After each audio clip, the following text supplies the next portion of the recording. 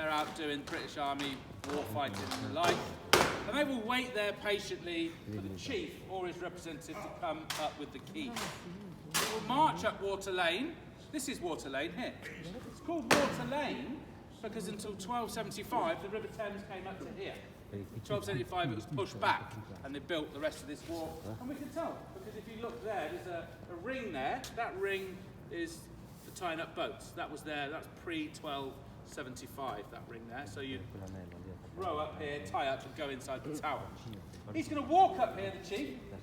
He's going to go inside there and he'll be protected there by the guards and the sentries.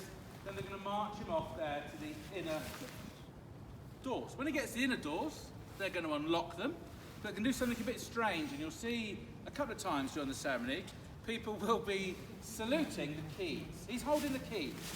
These are the keys to unlock the palace. They won't wave back, I'm really sorry. I'll do that for you. Because they're big, strong soldiers, they don't do waving. Because they might drop their guns, see. So the keys are being treated as if Her Majesty the Queen is present herself. So you're going to get people saluting the keys. I will salute the keys.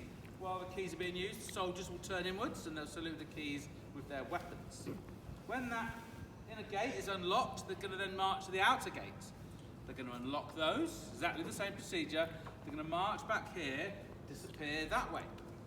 That'll be the end of the ceremony. It's very short, but the best thing then is you will then be free to go.